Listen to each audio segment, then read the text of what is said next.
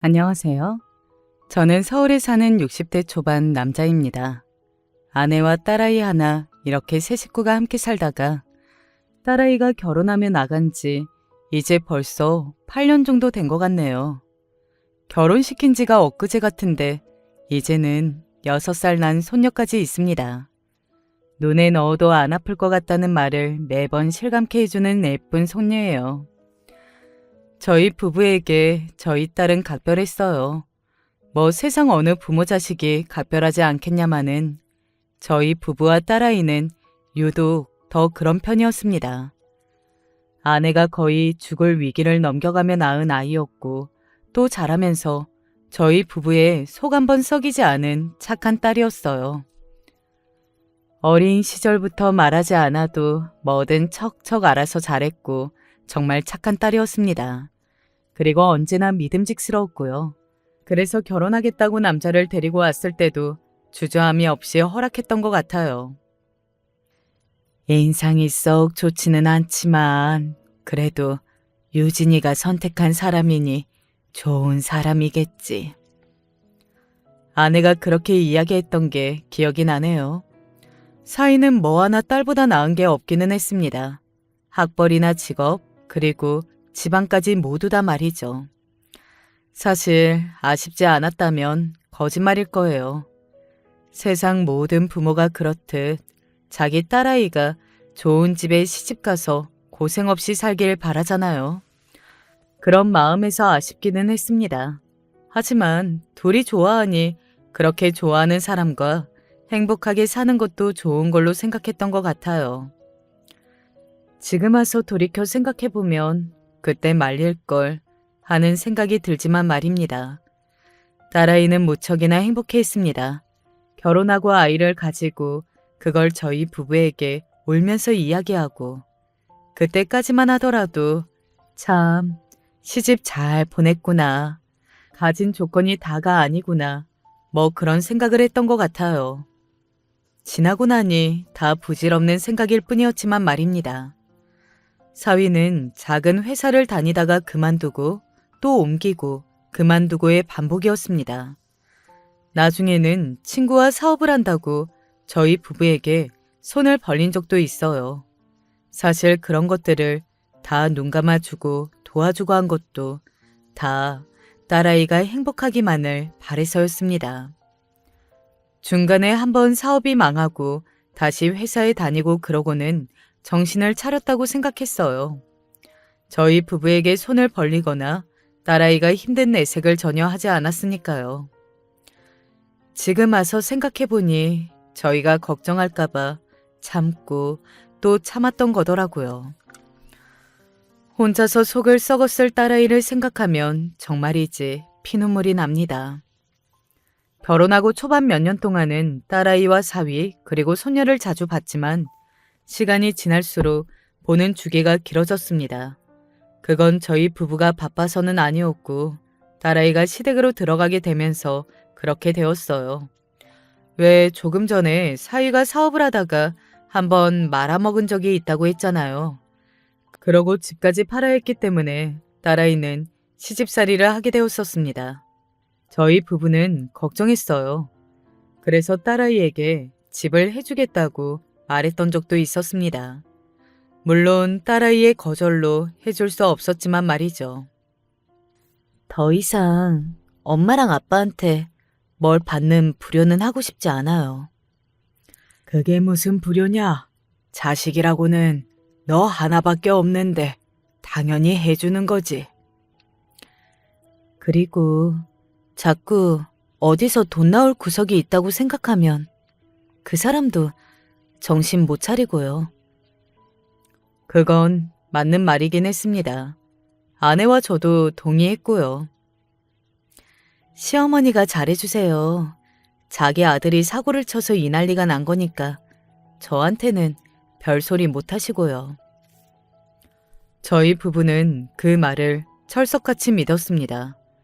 그리고 그 이후로도 드문드문 만날 때마다 어딘가 좋지 않은 일이 있는 듯한 느낌이 들기는 했지만 본인이 도통 말해주지 않고 괜찮다고만 하니 그런 줄 알았고요. 지금 와서 돌이켜보면 정말 후회가 되네요.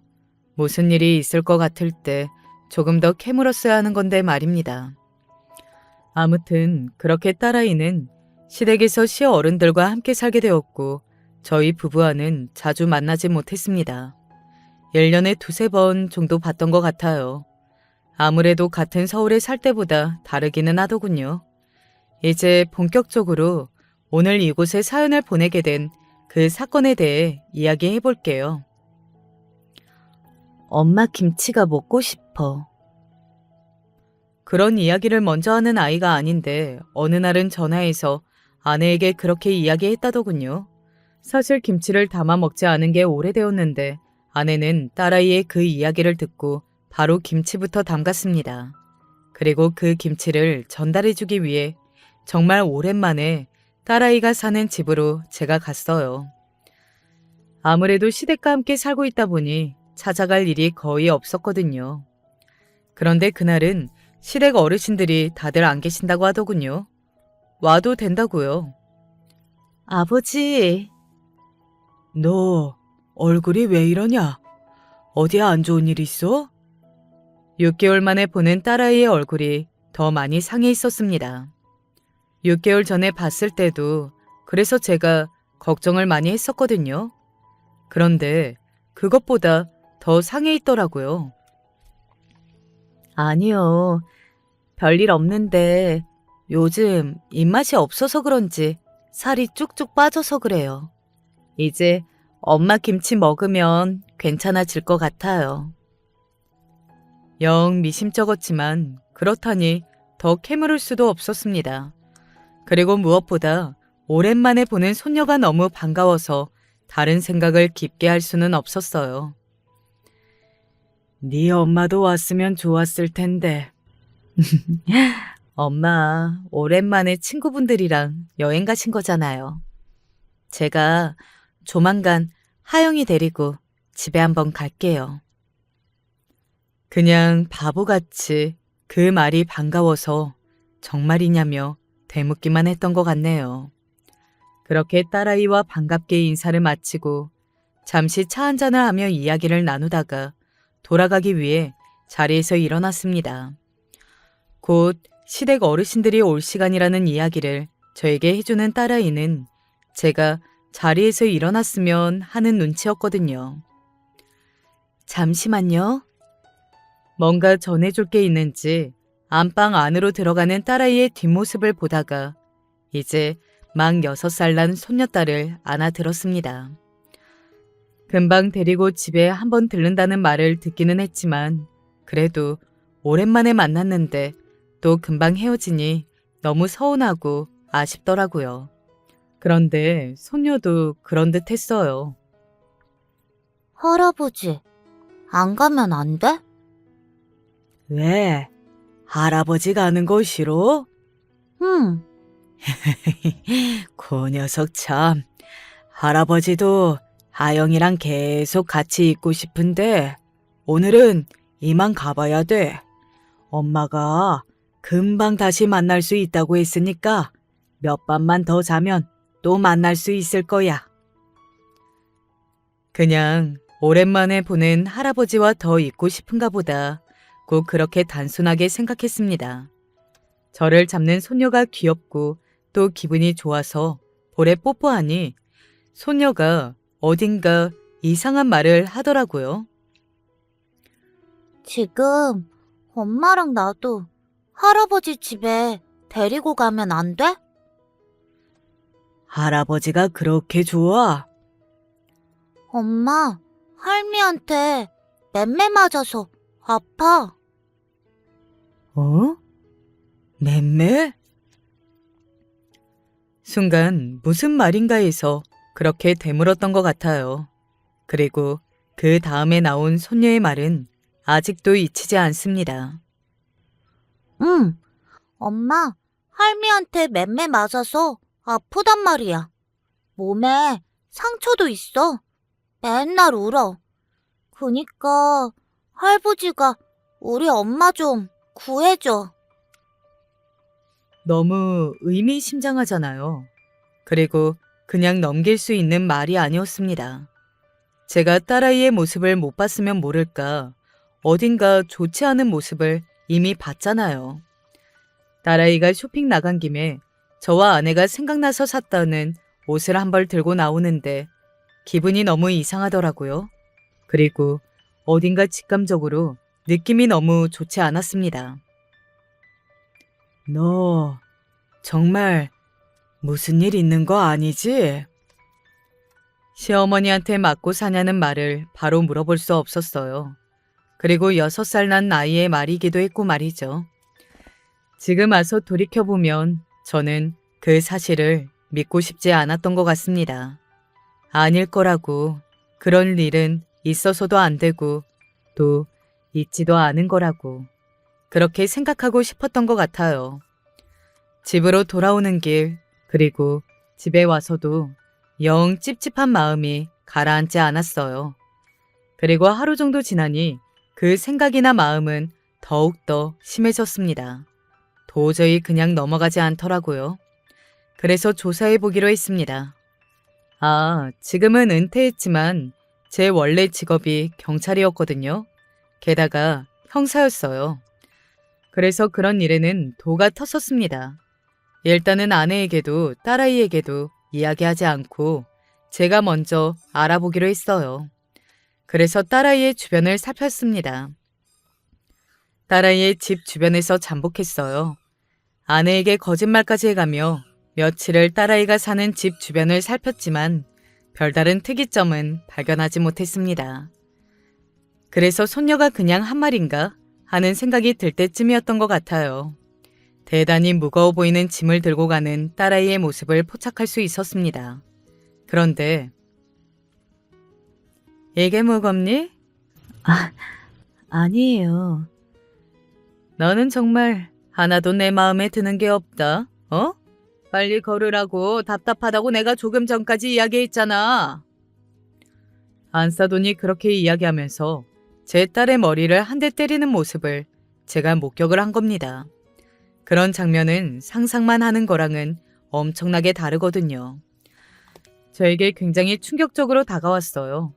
그냥 한 대 툭 하고 쳤어도 놀랐을 텐데 거의 후려치듯 세게 딸아이의 머리를 때렸거든요. 그 한 장면만 봐도 알 수 있었습니다. 그 집에서 저희 딸이 어떤 취급을 당하고 있는지 말이죠. 그리고 손녀가 그날 한 말이 거짓말이 아니라는 것도요. 당장이라도 뛰어들어서 그 상황에 대한 설명을 제대로 듣고 싶었습니다. 내 딸을 왜 때렸는지 캐묻고 싶었어요. 하지만 그러지 않았습니다. 제 직감이 이야기하고 있거든요. 이건 더한 일이 있다고. 그러니 차곡차곡 증거를 모으라고 말이죠. 그 장면을 목격한 이후로 본격적으로 각을 잡고 그 집에 대한 조사에 들어갔어요. 원래 하던 대로 말입니다. 그 집 며느리요? 내가 처음에는 며느리가 아니라 무슨 일하는 사람인 줄 알았는데 또 일하는 사람을 그 정도로 막대하지는 않을 것 같아서 이상했거든요. 그런데 며느리라잖아요, 글쎄. 그 집 며느리 맞고 사는 걸로 유명해요. 이 근방에 모르는 사람 없을걸요. 손이 덜덜 떨려왔습니다. 이웃들이 그렇게까지 이야기할 정도면 굉장히 오래 그 폭력이 지속되어 왔다는 말이잖아요. 어디 도망갈 곳 없어서 그러고 있는 거 아닐까요? 혼자 애 데리고 나가서 살 능력이 없다거나. 그게 아니고서야 저렇게 시댁 식구들 모두가 학대를 하는데 거기서 그러고 계속 살 리가 없죠. 순간 멈칫했습니다. 모두가 학대라뇨?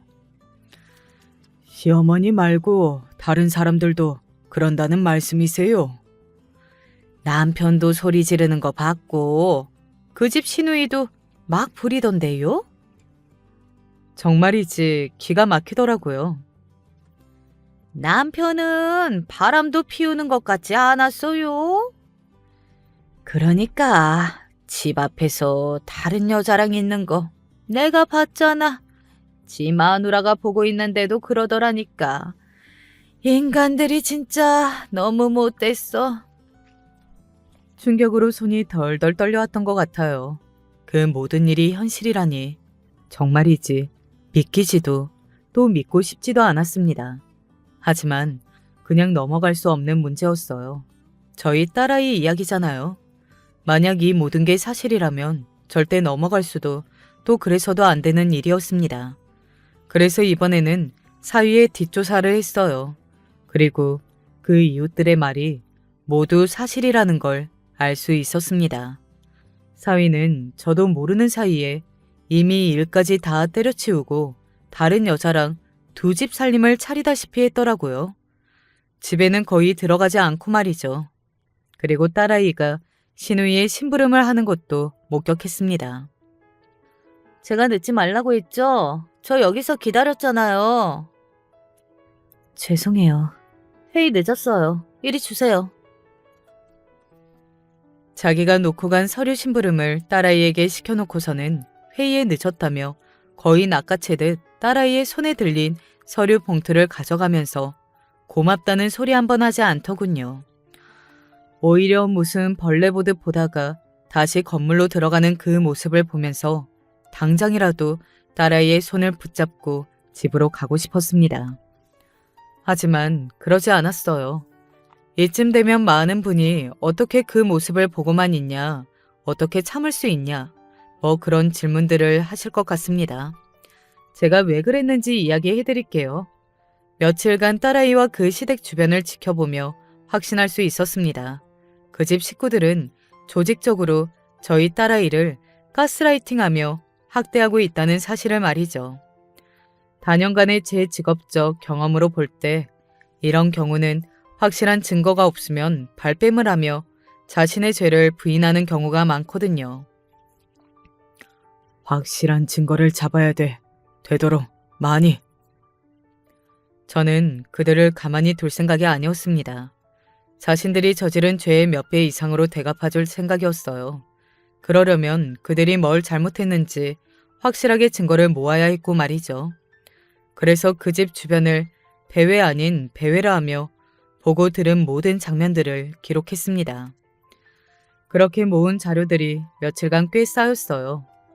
요 며칠간에도 이런 일이 있었는데 그동안 딸아이가 그 집에서 어떤 짓을 당했는지 생각만 해도 당장 그것들을 찢어 죽이고 싶더라고요. 더 이상 참을 수가 없겠구나 싶던 무렵 정말로 더 이상 참을 수가 없는 일이 발생을 했습니다. 그날도 딸아이의 집 주변을 배회하고 있었어요. 어김없이 장을 보고 돌아오는 딸아이와 안사돈의 모습이 보였고 그날은 딸아이가 어디 몸이 좋지 않은 건지 짐을 들고 나르는 게 더 힘들어 보였습니다. 그리고 손에서 봉지 하나를 놓쳤어요. 야, 그게 얼마짜리 과일인데? 딸아이가 손에서 놓친 비닐봉지에서 과일이 쏟아졌고 그 모습을 본 안사돈이 딸아이를 향해 소리를 지르며 딸아이의 어깨를 밀쳤습니다.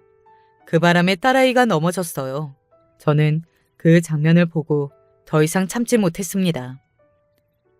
버러지 같은 게 뭐 하나 제대로 할 줄 아는 것도 없고 너 같은 건 우리 집 식구들 아니면 어디서 걷어주지도 않는 거 알지?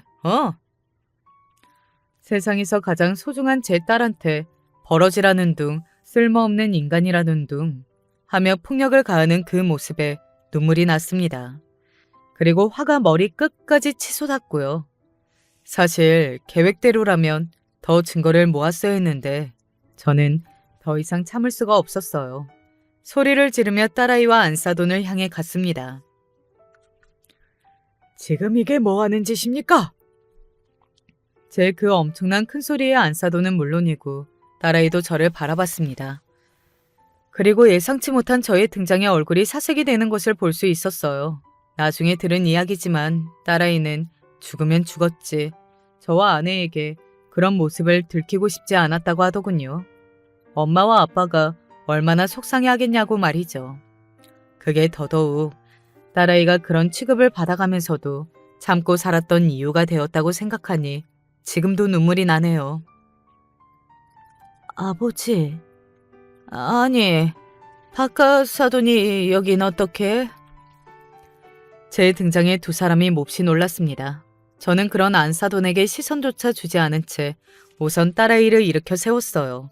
그러고는 딸아이에게 이렇게 말했습니다. 당장 집에 들어가서 네 짐 챙기고 아영이 데리고 나와. 아버지, 얼른. 제가 단호하게 그렇게 이야기했습니다. 딸아이는 잠시 머뭇거리더니 그대로 집 안으로 들어가더군요. 짐을 챙기러 말이죠. 안사돈은 아무 말도 하지 못한 채 어딘가 굉장히 안절부절 못한 모습으로 서 있었고 말입니다. 제 전직 직업이 뭔지 알고 있었으니 순간 겁을 먹은 거겠죠. 사돈께서 뭔가 오해를 하고 계신 것 같은데 그게 아니고. 오해요? 제가 그냥 이러고 나타났을 것 같습니까? 네? 낮은 목소리로 으름장을 놨습니다. 안사돈은 다시 입을 다물더군요. 내가 당신 식구들 가만히 두나봐 박살내버릴 거니까. 안사돈은 그런 제 모습에 정말 겁을 많이 먹은 건지 집 안으로 도망치듯 들어가더군요. 그리고 얼마 지나지 않아 딸아이가 그 집에서 나왔습니다. 조금 더 기다려보고 안 나오면 쳐들어가려고 했었거든요. 집으로 가는 차 안, 저와 딸아이는 한마디의 대화도 나누지 않았어요. 딸아이는 이 모든 상황을 저에게 어떻게 설명해야 하는지 고민하는 듯 했고, 저는 입을 여는 순간 화를 참을 수 없어서 운전을 하지 못할 것 같았거든요. 그래서 조용히 아무 말도 하지 않은 채 집으로 왔습니다. 아니, 이게 다 뭐야? 무슨 일이야? 영문을 모르는 아내에게 대충 이야기를 해줬어요. 제가 보고 들은 거에 반의 반도 말하지 않았는데 아내는 오열했습니다. 어떻게 이런 일이 있을 수 있냐고요. 그리고 오열하는 자신의 엄마 모습을 보던 딸아이도 울기 시작했어요. 그러고는 무너졌습니다. 여태 무슨 일이 있었는지 딸아이가 입을 열기 시작했어요. 시댁에 처음 들어갈 때는 이러지 않았다고 했습니다. 그런데 사위가 바람이 난 사실을 알게 되었고 울고불고하며 이혼하겠다고 했을 때 처음 시어머니가 자신을 때렸다고 하더군요. 물론 처음에는 나도 왜 때리냐고 따지고 들었어요. 그리고 처음 한두 번은 어머님도 나한테 사과하셨고. 그런데 이게 반복이 되니 어느 순간부터는 그게 당연한 게 되더라고요. 모든 집안의 식구들이 자신을 하대하고 때리고 하는 일이 어느 순간부터는 당연히 그래도 되는 것처럼 굴었다고요. 너 이리 와봐. 한참을 울던 아내가 뭔가 생각이 났는지 딸아이를 데리고 방 안으로 들어갔습니다. 그리고 잠시 뒤 짐승과도 같은 오열의 소리가 들려왔어요. 딸아이의 옷을 벗겨보고 등과 팔, 온갖 곳에 남아있는 폭력의 흔적을 봤던 탓이었습니다. 그리고 그 오열의 소리를 들으며 저는 주먹을 꽉 쥐었어요. 결코 절대 그들을 가만히 둘 수 없었습니다. 우선 딸아이를 병원으로 보내 진단서를 끊게 하고 변호사를 만났어요. 제 직업이 직업이었던지라 그쪽 방면으로는 일을 어떻게 진행하는 게 좋은지 다 꿰고 있었거든요. 그리고 사위를 찾아갔습니다. 정말 죽이고 싶었어요. 하지만 정말 죽을 힘을 다해 참았습니다. 뒤에 소송이 저희에게 유리하게 진행이 되려면 절대 때려서는 안 된다는 걸 인지하고 있었거든요. 장인어른, 제가 죽을 죄를 지었습니다. 누가 자네 장인인가? 나는 이제 자네 장인이 아니야. 한 번만 더 기회를 주시면. 웃기지도 않는 소리 말게. 당장이라도 찢어 죽이고 싶은 걸 온 힘을 다해 참고 있는 거니까. 우리 딸이 자네를 다시 볼 일은 이제 죽었다 깨어나도 없을 거야. 그리고 내가 빌려준 돈은 그대로 다 갚아야 할 걸세. 사업을 한다고 돈을 가져갔을 때 차용증을 받아놨었거든요. 그 돈을 받기 위해서 차용증을 쓰게 한 건 아니었습니다. 너무 당연하게 돈을 빌려주면 다음에도 이런 일이 반복될까봐 정신을 바짝 차리고 일을 하라는 의미에서 차용증을 쓰게 한 거였어요. 받을 생각 없이 말입니다. 그런데 일이 이렇게 되고 보니 그때 차용증을 쓰게 한 게 정말이지 옳은 선택이었더라고요. 의도한 건 아니었지만 말이죠. 사위를 만나고 집으로 돌아가니 또 아내가 울고 있었습니다. 너 무슨 소리 들었어? 제가 조심스럽게 물었어요. 그런 저에게 아내가 뭔가 노트 같은 걸 하나 건넸습니다. 이게 뭐야? 일기장이에요. 딸아이에게 여태 자신이 당한 모든 일을 기록해둔 일기장이었습니다. 바로 읽을 용기가 나지 않았어요. 하지만 읽어야 했습니다. 그래야 그들을 더 확실하고 처절하게 응징을 할 수 있을 테니까요. 딸아이의 일기장에는 놀라우리만큼 그동안 자신이 당한 일이 상세하게 기록되어 있었어요. 그중 몇 가지를 이야기해드리겠습니다. 아마 들으시는 모든 분이 함께 분노해 주실 걸로 생각합니다. 딸아이가 사위에게 그 여자와 언제 헤어질 거냐고, 헤어지기는 할 거냐고 물었던 날이 있더라고요. 오빠가 어떻게 나한테 이럴 수가 있어? 내가 네가 여자로서 매력이 있었어 봐. 내가 바람이 왜 나니? 그게 지금 할 말이야? 어떻게 이렇게 뻔뻔해? 뭐? 너 지금 우리 아들한테 뻔뻔하다고 했냐? 뻔뻔은 너 같은 애를 두고 하는 말이지. 뭐 하나 제대로 할 줄 아는 것도 없으면서 결혼한 네 잘못 아니니? 너같이 뭐 하나 제대로 할 줄 아는 게 없는 애를 그래도 며느리랍시고 끼고 살아줬더니 어디 감히 은혜도 모르고 우리 아들한테 뻔뻔하다는 둥 하는 소리를 하는 거야? 그런 말도 안 되는 이야기들을 해가며 몇 년을 딸아이를 세뇌를 시켜왔더라고요. 언니가 생각해도 언니가 제대로 할 줄 아는 게 하나도 없는 것 같지 않아요? 그러면 우리 가족 같은 시댁 있는 걸 복으로 여겨야 한다니까요? 그리고 인제 와서 결혼을 물을 거야 어쩔 거야. 그런 이야기 친정에 할 수나 있겠냐고요. 그리고 하영이를 우리가 순순히 내줄 것 같아요? 은은한 협박도 계속해 왔더라고요. 부모님이 아시면 얼마나 속상하겠냐는 말을 둘러싸고 또 이대로 이혼하면 아이는 못 내준다. 뭐 이런 이야기까지 말입니다. 밖에서 봤을 때는 그런 협박이 먹히나 싶겠지만 원래 안에서 지속적으로 그런 이야기를 듣게 되면 그런가 하는 생각이 들거든요. 제가 형사를 하면서 수많은 피해자를 보며 알게 된 사실입니다. 그렇게 1년, 2년 계속해 너는 쓸모가 없고 우리 아니면 걷어줄 사람이 없고 네가 나가면 평생 아이를 볼 수 없게 해주겠다는 걸 이야기를 하다 보니 딸아이도 그렇게 생각하게 된 것 같더라고요. 그 일기장에는 이런 말이 쓰여 있었습니다.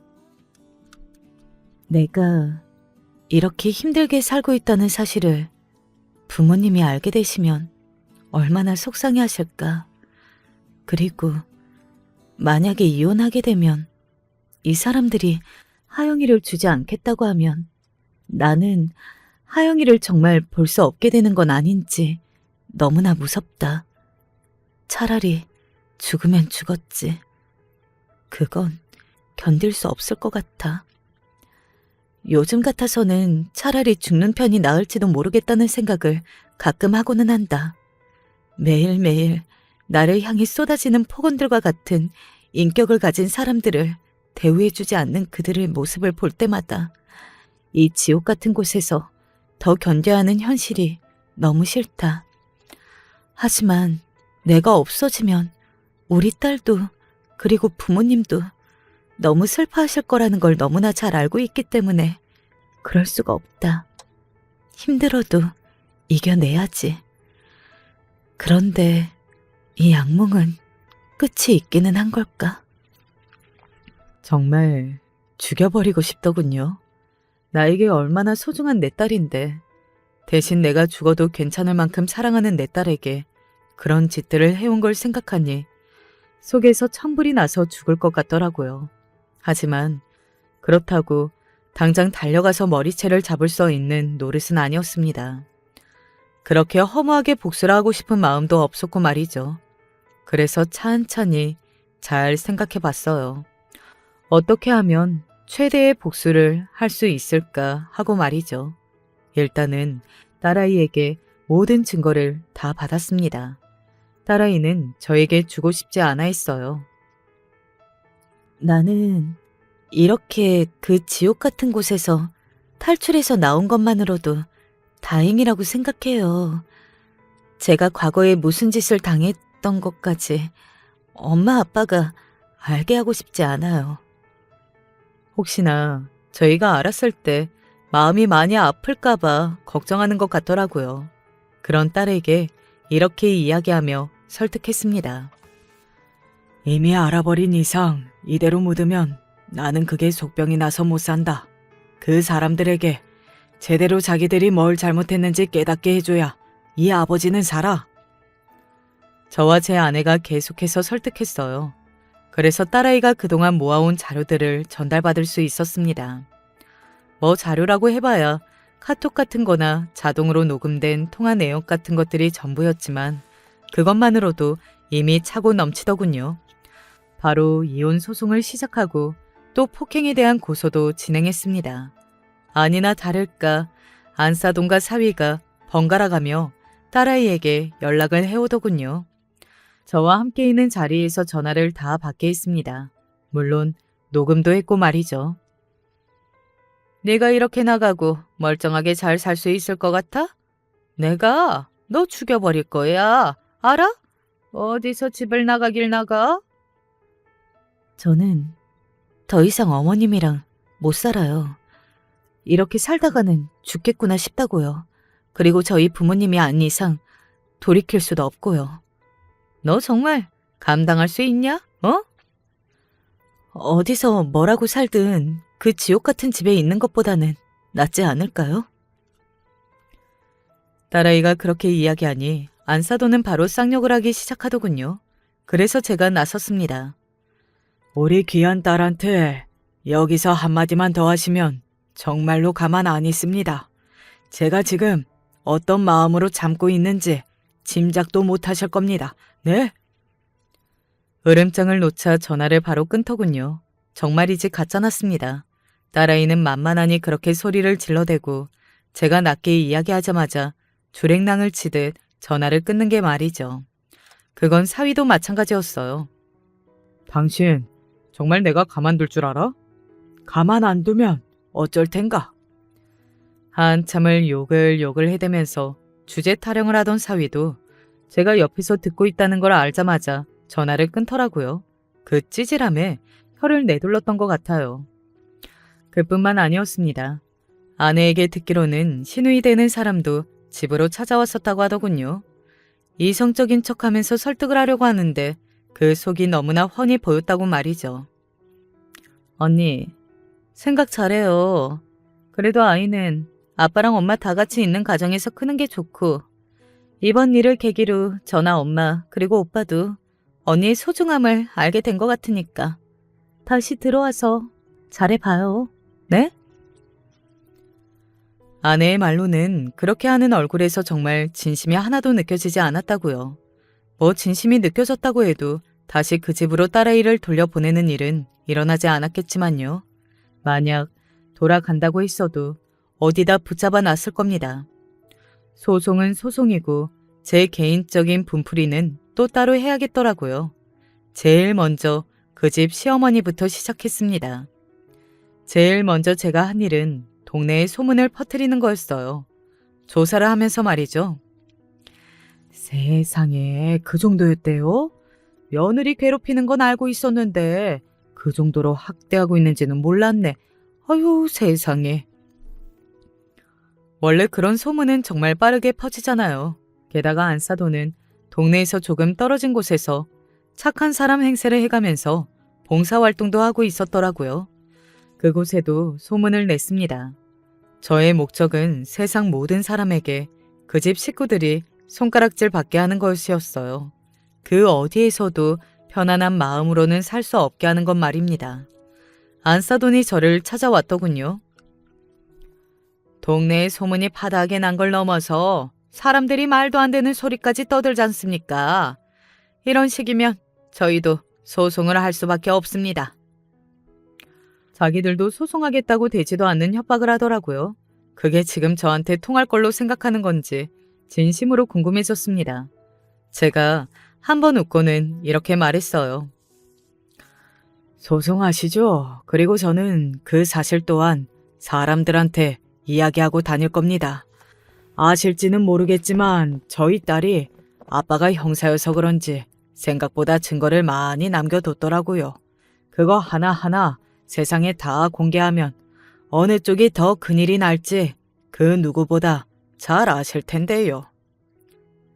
지금 협박하시는 겁니까? 협박이 아니라 사실을 말씀드리는 겁니다. 본인들이 한 짓 그 누구보다 잘 알고 있을 거 아닙니까? 제 말에 잠시 고민하더니 그제야 타협점이라고 이런 말을 짓거리더군요. 그러면 저희도 더는 문제 삼지 않을 테니 이 정도만 하시죠. 저는 이제 시작인데요. 그렇게 말했습니다. 저는 이제 시작이라고 말이죠. 그리고 실제로 저는 그 말이 맞았어요. 제 복수는 그게 시작에 불과했습니다. 각오 단단히 하시는 게 좋을 겁니다. 저는 절대 용서할 생각도 멈출 생각도 없으니까요. 정말로 저는 이제 시작이라고 생각했거든요. 먼저 안사돈을 고개를 들고 다닐 수 없게 만든 다음 그 자식들이 얼마나 못된 연놈들인지도 다 밝혔습니다. 고소당해서 수천만 원을 물어줘도 된다고 생각하고 딸아이의 시누이가 딸아이에게 보낸 문자 내용을 그 시누이가 다니는 회사 게시판에 올렸어요. 아가씨가 찾으시는 그 신발은 품절인 것 같아요. 그러면 찾아내야겠죠? 전국에 다 품절이고 중고 거래하는 실제 발매가의 2배라 아가씨가 주신 돈으로는 못 구할 것 같은데요. 그건 언니 사정이고요. 저는 이미 돈 다 드렸고 구해준다고 하셨으니까 구해주세요. 저는 그 신발 신어야겠거든요. 결국 딸아이가 딸아이 돈으로 웃돈을 더 주고 그 신발을 구해다 줬더라고요. 그 대화 내용을 고스란히 회사 게시판에 올렸습니다. 저런 것들이 현실에서는 더 와닿는 모양이더라고요. 회사가 말 그대로 발칵 뒤집혔다고 했습니다. 뭐 저렇게 못된 사람이 있냐고 어느 부서의 누구냐며 다른 팀에서까지 딸아이의 시누이 얼굴을 보러 왔다고 하더군요. 그리고 그 일이 있고 시누이가 딸아이를 찾아왔었습니다.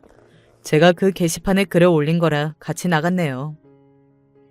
고소할 거예요. 해요. 무서운 거 없으니까.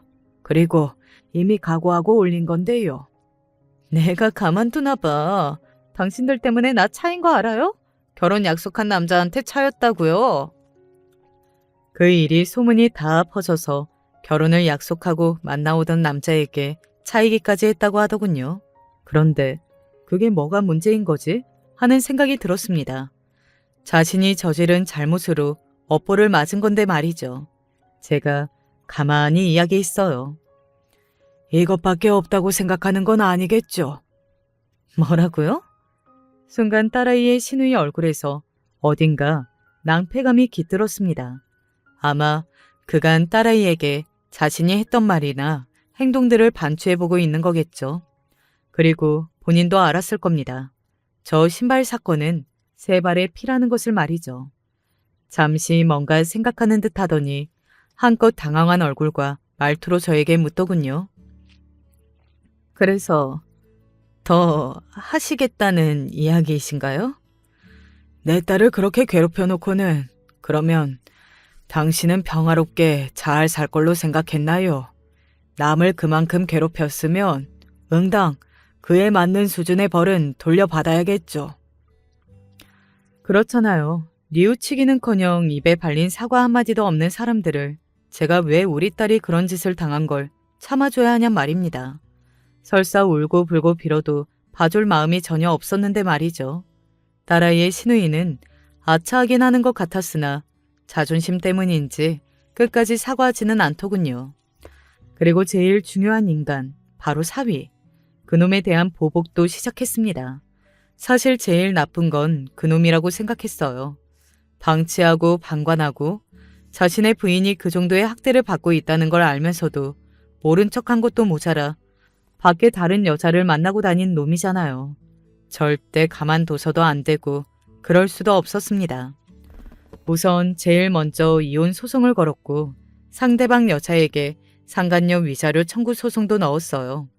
그리고 그 동네 사람들은 둘을 신혼 부부라 알고 있던 걸 사실은 상간남 상간녀라는 사실도 알렸습니다. 상대방 여자는 체면이 중요했던 건지 뭔지 금방 도망을 갔다고 하더라고요. 그렇게 간땡이가 작은 여자가 퍽이나 바람은 잘 피웠다고 그런 생각을 했던 것 같습니다. 그리고 저에게 빌려간 돈, 그 차용증을 내밀고 말했어요. 당장 갚게. 아버님, 지금은 제가 돈이 없어서. 그게 내가 알 바인가? 그리고 내가 왜 자네 아버님인가? 당장 갚을 게 아니면 소송으로 강제 청구할 테니까. 그 인간이 가장 아끼는 것 중에 바로 그 인간 앞으로 된 외제차가 한 대 있었거든요. 다른 건 몰라도 그건 정말 애지중지한다는 걸 알고 있었습니다.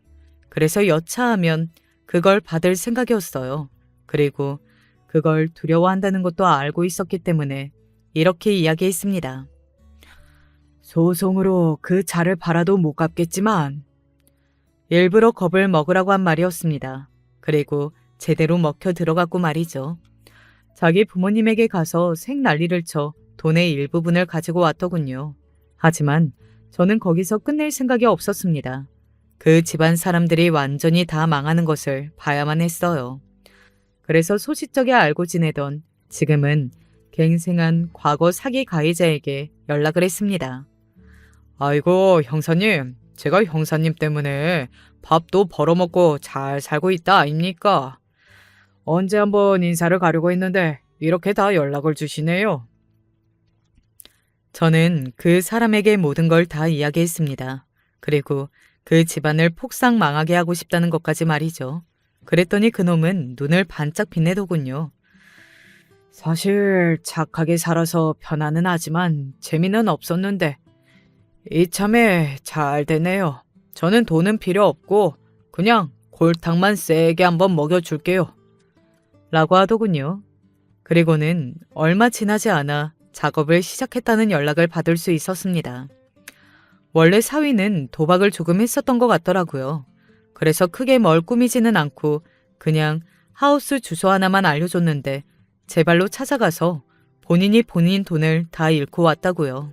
그리고 딸아이의 시누이는 그 헤어진 남자를 다시 붙잡으려 거짓말을 했다더군요. 원래 자기 집이 굉장히 잘 살고 어쩌고 하면서 말입니다. 그런데 그걸 다 까발렸다고요. 그 집 엄마를 찾아가서 이런 여자이니 결혼 절대 시키지 말라고 알려주고는 일부러 제비 하나를 섭외해 딸아이의 시누이에게 붙였다는 말을 들을 수 있었습니다. 그놈이 정말 악랄한 놈이고 쪽쪽 빨아먹는 걸로는 이 계통에서 소문난 애라서 그 시누인지 뭔지 아는 여자 진짜 탈탈 털릴 겁니다. 그리고 딸아이의 시어머니에게는 별다른 행동을 취하지는 않았습니다. 자식들이 망해가는 모습, 그리고 부모에게 그저 돈만 바라는 그 모습을 자기가 보고 듣고 겪는 게 가장 큰 벌이라는 생각을 했거든요. 그리고 실제로 그럴 테고 말이죠. 그 사이의 이혼 소송은 저희가 다 이겼습니다. 당연히 위자료도 양육권도 다 받아낼 수 있었고요. 마지막 재판 때 딸아이의 시어머니와 사위가 저와 딸아이에게 말을 걸었습니다. 꼭 이렇게까지 하셨어야 했어요? 지금 누가 누구 보고 할 소리인가? 어?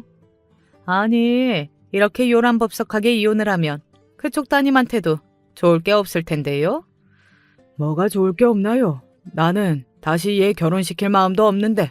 그리고 우리 애가 잘못하지 않은 일로 나중에 문제 삼을 남자라면 더더욱 말입니다. 한번 쓰레기한테 걸렸으면 됐지. 또 걸릴 수는 없잖아요. 뭐라고요? 쓰레기요? 네, 쓰레기요. 만약 이 말에 동의를 안 하시면 동네방네 모든 사람이 알 수 있게 제가 계속해서 떠들어 드릴게요. 정말 쓰레기인지 아닌지 다른 많은 사람들을 통해서 판단을 한번 내려보자고요.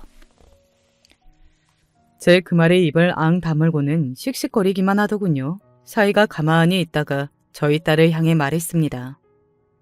어디 잘 사나 내가 두고두고 지켜볼 거야. 그 말을 가만 듣고 있던 딸아이가 거의 처음으로 입을 열었던 것 같아요. 어떠한 다짐이 느껴지는 말투로 말을 이었습니다. 꼭 지켜봐. 나는 정말 끝내주게 잘 살 거니까. 그리고 나도 꼭 지켜볼게. 당신이랑 당신 가족이 얼마나 잘 사는지 말이야. 그런 딸아이에게 안싸더니 소리를 질렀던 모습이 지금 떠오르네요. 두고 봐라. 우리가 니들보다 훨씬 잘 살 거니까. 지금도 그 말을 할 수 있을 것 같지는 않지만 말입니다. 안싸돈 애는 그야말로 폭삭 망했거든요. 사이는 몇 억에 달하는 돈을 도박 빚으로 저 돈망자 신세가 되었다고 들었습니다. 더 이상 갚아줄 수도 없어 부모와 자식 간의 연을 끊자고 했다고 말이죠. 그리고 딸아이의 시누이 되는 그 여자도 그 제비에게 전 재산을 털리고 그 충격으로 회사 일을 제대로 하지 못하다가 결국 회사에서 큰 실수를 해 잘렸다고 말입니다. 그 집안 사람들 대단하더구만요. 왜? 아직도 지들 부모한테 돈 달라고 하고 그 부모는 모르는 사람처럼 단칼에 잘라내고 아무리 돈 앞에서는 피도 눈물도 없다고 하지만 그렇게 단번에 다 끊어내는 가족은 내 또 처음 봐서 말이죠. 저희끼리 끈끈하지 않고 말입니다. 정말 뭐 하나 제대로 된 게 없는 집안이었더라고요. 물론 저는 그럼에도 불구하고 아직 분이 다 풀리지는 않았습니다. 딸아이의 일기장에 죽고 싶다고 쓰여있던 그 문장이 밤마다 저를 괴롭혔거든요. 그런 고통을 저희 딸아이에게 준 사람들이 망했다는 이유 하나만으로 용서가 단번에 될 리는 없으니까 말이죠. 어느 날 사이가 딸아이를 찾아왔다는 이야기를 전달받았습니다. 당신한테는 절대 비밀로 하라고 했어. 또 당신 신경 쓴다고. 그러니까 모르는 척해. 와서 뭐라고 했다고 하대. 돈 좀 빌려달라고. 자기 집에서 쫓겨나서 밖에서 먹고 자야 하는 신세가 됐다고. 원룸 보증금 정도만이라도 달라고 했대. 그래서 줬대? 아이고, 화내지 말아요. 안 주고 돌려보냈대. 네가 나한테 무슨 염치로 돈을 받으러 오냐고. 나는 네가 길거리에서 정말 죽어도 눈 하나 깜짝하지 않을 자신이 있으니까 부고 소식 말고는 너한테 전해들을 소식 같은 건 없으니 돌아가라고. 제 속이 다 시원해지게 말을 잘했더라고요. 부고 소식 말고는 들을 소식 같은 거 없으니 죽기 전에는 연락해 오지 말라고 했다는 말이 특히 시원했습니다. 그리고 제가 일부러 그 동네를 한번 얼쩡거린 적이 있어요. 완전히 망했다는 소식을 들은 뒤에 말입니다. 잘 살 거라고 소리를 쩌렁쩌렁 쳤던 그 안싸돈이 저를 보면 어떤 표정을 지을지 너무 궁금했거든요. 아니, 여긴 어떻게... 그전과 달리 많이 짧은 시간 안에 많이 늙은 듯 힘이 없어 보이는 모습을 한 안싸돈이 저를 보고 당황한 얼굴과 말투로 그렇게 물었습니다. 저는 솔직하게 말했어요. 그때 저희한테 보란 듯 떵떵거리며 잘 살 거라고 하셨던 모습이 갑자기 생각이 나서요. 지나가는 길에 정말 그렇게 잘 사고 계신 건지 한번 확인해 볼까 싶어서 들렸어요. 다 알 거 아닙니까? 저 약오를 하고 화나라고 일부러 오신 거잖아요. 그 말에 제가 웃었습니다. 네, 사실은 그게 맞기는 해요. 얼마나 망했는지 제 두 눈으로 보고 속이 시원해지고 싶어서 찾아왔습니다. 이제 시원하세요? 네? 시원하시냐고요? 솔직히 완전히 다 시원하지는 않고 더 망했으면 좋겠기는 한데 그래도 뭐 기분이 좋기는 하네요. 그런 제 말에 안사돈이 소리를 꽥 질러댔습니다. 정말 많이 분하고 화가 나고 뭐 그런 것 같아 보이더라고요. 저는 그런 모습을 보면서 통쾌했던 기억이 있고 말이죠. 그때 그런 생각을 잠깐이지만 했던 것 같아요. 모든 업보는 결국에는 다 자신에게로 돌아가게 되어 있다고 말이죠. 그게 언제 어느 때가 될지는 몰라도 또 그게 자기가 아니라 자기 자식에게 돌아가게 되는 날이 올지 몰라도 꼭 반드시 돌아가기는 한다고요.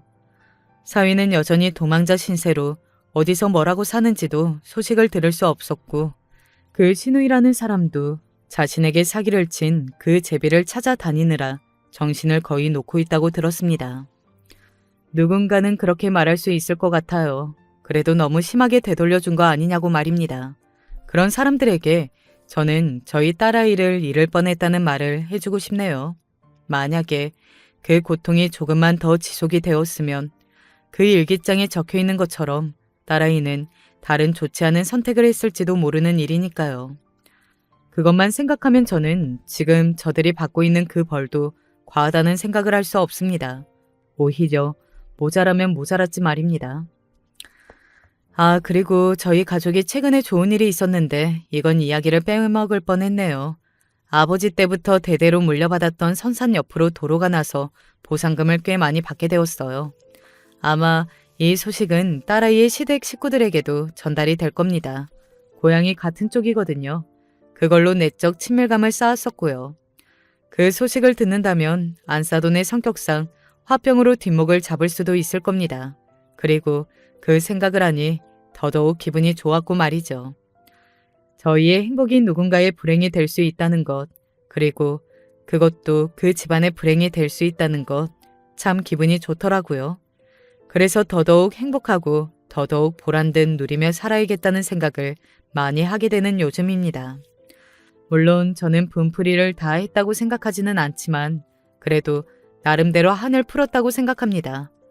무엇보다 요즘 딸아이가 활짝 웃는 얼굴을 보고 있으면 예전 행복했던 시절이 생각이 나서 기분이 참 좋아요. 그리고 이러나 저러나 그 집 사람들은 미워도 소녀는 딸아이가 결혼했었기 때문에 이 세상에 나올 수 있었던 거니까. 이제는 더 이상 그 집안 사람들에 대한 미움과 증오는 내려놓을까 하는 생각을 하고 있습니다. 할아버지, 나 저거 가지고 싶어. 너 비슷한 거 있잖아. 비슷한 거 있어도 이거는 없잖아. 할아버지가 사줄게. 아이고, 아빠, 애 버릇 잘못 든다니까요. 나 이것까지만 사줄게. 요즘은 이런 소소한 대화와 소소한 다툼들까지 너무 행복해서 눈물이 날 정도거든요. 이런 게 사람 사는 건가 싶고 말이죠. 지금 같아서는 정말 그 무엇도 비견될 수 없을 만큼 행복하네요. 지금만 같으면 소원이 없을 것 같습니다. 이게 다 저희 딸이 착하게 살아서 얻게 되는 복이라고 생각하며 감사하게 누리고 살려고 합니다. 그리고 작은 소망이 하나 있다면 이제 다시는 그 식구들과 얽히지 않았으면 하는 그 정도의 소원밖에는 없어요. 이야기가 너무 길어졌네요. 그 집 사람들이 저지른 악행들도 너무나 많았고 또 제가 복수도 나름대로 길게 하기도 했고 말이죠. 그래서 여러분께 해드릴 이야기가 많았네요. 이 이야기 들으시는 분들이 어떻게 들으셨는지 모르겠어요. 저는 시원하고 통쾌하고 재밌게 그리고 남에게 저지른 악행은 반드시 돌아오게 되어 있다는 교훈을 조금이나마 드렸으면 그 이상 바랄 게 없을 것 같습니다. 저는 이제 그만 사연을 줄여야겠네요. 오늘도 손녀와 산책하러 나가기로 했거든요. 그 녀석이 이 할아버지를 참 많이 따라요. 저도 딸아이 어린 시절이 생각나서 요즘 너무 예쁘고 말이죠. 긴 사연 들어주셔서 감사합니다. 이 사연을 들으시는 모든 분이 행복한 일만 있으시길 언제 어디서나 기도하겠습니다. 늘 건강하세요. 안녕하세요. 40대를 앞둔 여성입니다. 제 직업 특성상 도덕 윤리의식에 좀 민감한데요. 하지만 남들에게는 쉽게 말할 수 있는 것이라도 막상 제 경우로 닥치게 되니 쉽게 생각할 것이 못 되는 것 같습니다. 더군다나 그것이 떠올리기 싫은 과거의 경험과 겹치게 되니 더욱 그렇더군요. 누구라도 제 이야기를 들어주셨으면 하는 마음에 이렇게 글을 남겨봅니다. 제 어린 시절은 많이 불우했습니다. 제 첫 기억은 5살 무렵부터 시작합니다. 어느 순간부터 저에게는 아버지라는 존재가 사라졌습니다. 부모님이 이혼을 하시게 되면서 어머니가 저를 맡게 되었기 때문입니다. 두 분이 왜 이혼을 하셨는지는 지금도 잘 모릅니다. 특별히 물어볼 때도 없었고요. 다만 어렴풋이 생각나는 아버지의 모습은 참 멋쟁이이고 자상했던 기억이 있어요. 그리고 정확한 기억인지는 알 수 없지만 아버지는 엄마 앞에서 늘 기죽은 모습으로 있었던 것 같아요. 그래서 자라면서 아버지만 생각하면 어린 저로서는 알 수 없는 우울감 때문에 늘 슬퍼했고 그럴 때마다 엄마를 더 원망했던 것 같아요. 제가 7살 되던 해의 겨울, 눈이 많이 내리던 날로 기억합니다. 어머니는 눈사람을 만들러 가자며 저를 데리고 할머니 집으로 왔습니다. 그리고 잠시 맛있는 것을 사오겠다며 간 후로는 돌아오지 않았어요. 한참을 기다려도 엄마는 돌아오지 않고 눈이 무릎까지 차오르자 그때부터 저는 그 앞에서 울기 시작했어요. 아무리 울어도 엄마도 할머니도 오지 않고 이웃집 사람들이 나와서 저에게 이것저것 물어보시더니 할머니가 오실 때까지 저를 데리고 있어줬죠. 그때부터 저는 할머니 집에서 살게 되었습니다. 할머니한테 들은 말로는 엄마는 아빠와 결혼하면서 친정과는 아예 연을 끊어버렸다고 했어요. 특히 외삼촌과는 크게 싸워서 엄마가 저를 버리다시피 맡겨놓고 떠나버렸지만 외삼촌은 엄마를 찾지도 말라고 길기를 날뛰었어요. 그래서 저는 엄마 아빠가 보고 싶어도 외삼촌이 무서워서 단 한 번도 그런 말을 해본 적이 없어요. 나중에 외할머니한테 듣기로는 외삼촌은 엄마에 대한 열등감이 많은 사람이었다고 합니다. 학교 다닐 때 엄마는 굉장히 공부를 잘했고 외삼촌은 그저 평범했다고 해요. 그런 이유로 넉넉지 않은 외갓집 형편에 자식 둘을 공부시킬 수 없었고 결국 공부를 월등히 잘했던 엄마가 대학교를 다닐 때 외삼촌은 고등학교를 졸업하자마자 직장에 나가야 했다고 합니다. 그런데 또 엄마가 사업을 하기 위해 외갓집에 어느 정도 손을 벌리자 그 과정에서 외삼촌과는 몇 번 큰 다툼이 있었고 그러면서 두 분은 아예 남남처럼 대면대면한 사이가 되어버렸다고 합니다. 그래서 그런지 외삼촌은 저를 특별히 예뻐했던 적이 없어요. 그나마 할머니가 시장에서 일을 하며 돈을 버셨고 그 돈으로 저와 할머니 둘이서 살았습니다. 할머니는 연세에 비해 아주 정정하셔서 일도 많이 하셨어요. 힘드실 텐데도 제 밥도 다 챙겨주고 학교도 보내고 다 하셨죠. 할머니께서는 제가 엄마를 닮아 공부를 잘한다면서 제가 5학년이 되자 학원에 보내주셨어요. 그리고 열심히 하면 할머니가 벌어서 대학까지 다 시켜주겠다고 약속하셨습니다. 허나 그 약속은 결국 지켜지지 못했어요. 아직도 너무 끔찍한 기억으로 자리하고 있는 일인데요. 제가 중학교에 들어간 지 얼마 되지 않아 새벽에 일을 나가시던 할머니께서 부주의로 그만 트럭에 치여 돌아가시게 된 거였습니다. 할머니께서 그리 허망하게 돌아가셨지만 엄마는 장례식에도 오지 않았어요. 연락할 새도 없었고 아마 외삼촌이 연락도 하지 않았겠죠. 장례식장에 앉아있는데 그 어린 나이에도 막막하다는 게 뭔지 알겠더라고요. 저는 무서운 외삼촌을 별로 좋아하지 않았지만 어린 제가 뭘 선택할 수 있는 상황이 아니었기 때문에 저는 자연히 외삼촌과 함께 살게 되었어요. 외삼촌 부부는 저한테 관심이 없었어요.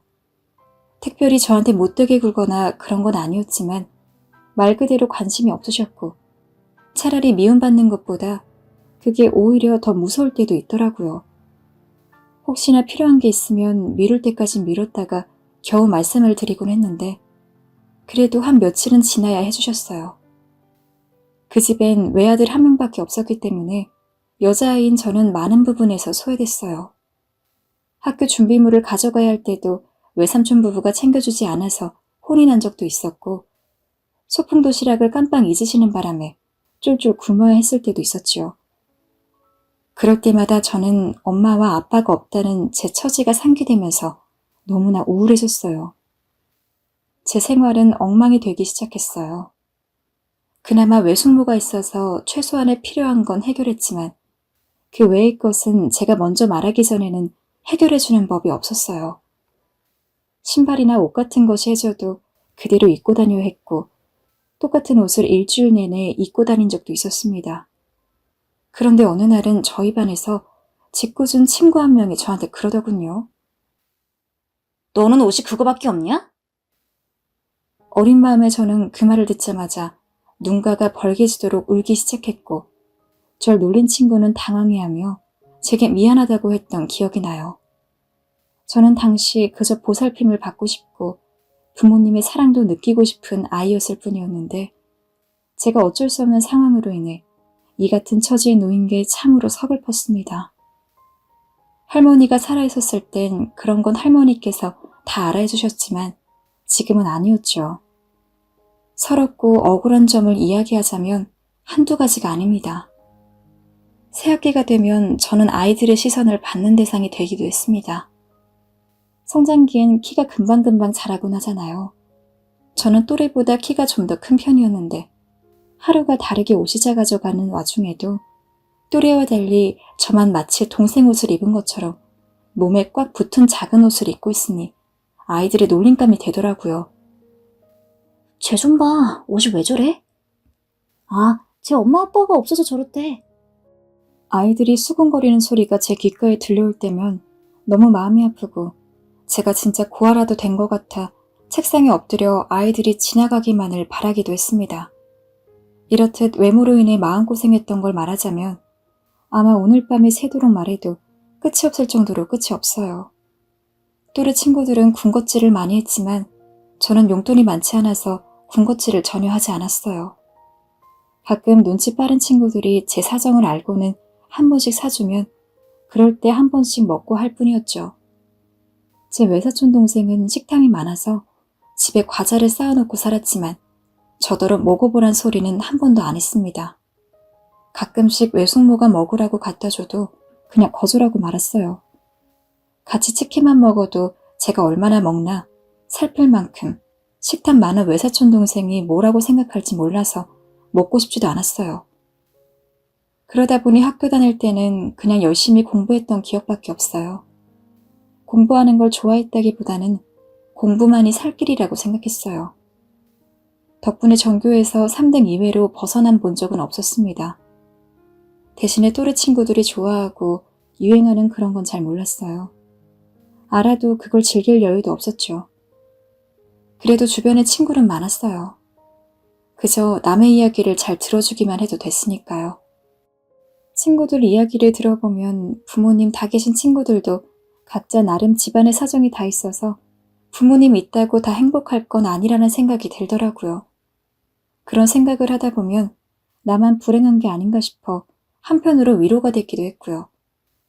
그리고 어차피 더 각자 나름대로 고민 있는 거면 나중에 제가 진정으로 행복해지기 위해선 지금 공부를 해 좋은 대학에 가 돈을 많이 버는 직장에 취직을 하는 것이 가장 현명한 길이라고 생각했어요. 고등학생이 되자 학원은 못 가도 독서실이 필요했어요.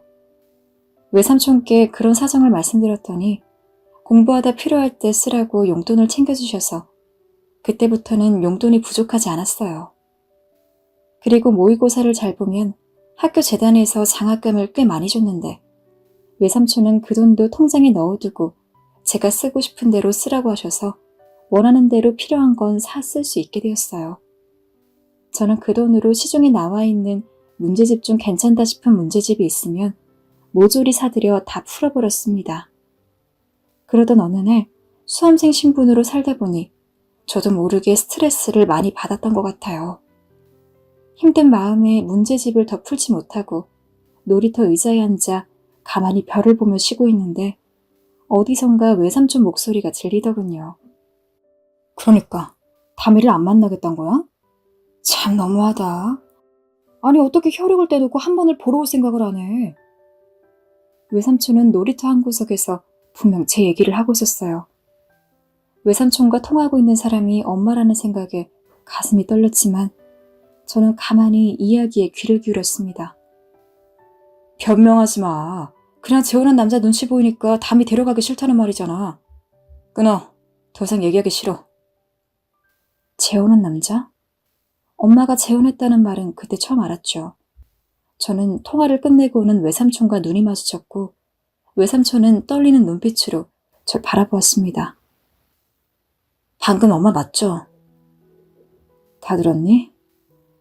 제가 가만히 고개를 끄덕이자 그때부터 외삼촌은 담배를 하나 더 태우시며 말을 꺼내셨습니다. 네가 이제 성인이 될 나이도 됐고 해서 네 엄마한테 전화해서 널 만나볼 거냐고 물어봤는데 외삼촌은 쉽사리 말을 잊지 못하셨습니다. 그러더니 외삼촌은 저보다 더 화가 난 얼굴로 엄마가 너무한다는 둥, 재혼한 남자 눈치 보느라 딸 버리는 게 말이 되냐는 둥 열을 내셨습니다. 그리고 전 옆에서 그런 외삼촌의 말을 들으며 한동안 고개를 수그렸어요. 마음의 깊은 상처를 받았지만 티내지 않기 위해서였습니다. 그날 이후 전 엄마 생각을 하지 않기 위해 오로지 모든 시간을 공부에만 쏟았습니다. 그렇게라도 하면 마음의 고통이 잊혀질 것처럼요. 다행히 3년간 열심히 한 끝에 어지간한 대학은 제가 원하는 대로 갈 수 있는 성적이 되었습니다. 이젠 제가 선택할 차례였죠. 인생에서 제가 선택할 수 있는 게 많지 않았는데 제가 무언가를 선택할 때가 오니 참 고민이 많이 되더라고요. 특히나 진로에 관한 문제였으니까요. 한참을 고민한 끝에 저는 초등학교 선생님으로 진로를 택했습니다. 다른 해보고 싶은 공부도 있었지만 당시 제 상황에서는 졸업 후 안정적인 진로를 택하는 것이 최우선이라고 생각했으니까요. 특히 교대에는 각종 장학제도가 잘 되어 있어서 다행히 그때부터는 외삼촌의 힘을 빌리지 않아도 되었습니다.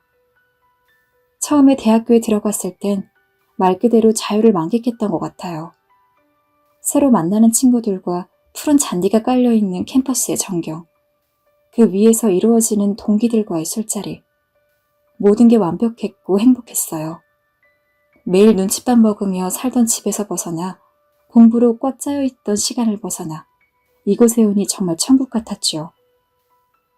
허나 학년이 올라가자 동기들도 공부를 하기 위해 조금씩 연락이 뜸해졌고 저희는 어찌됐든 교사가 되기 위해서 임용고시를 통과해야 했기 때문에 학년이 올라갈수록 그 부담은 커져갔어요.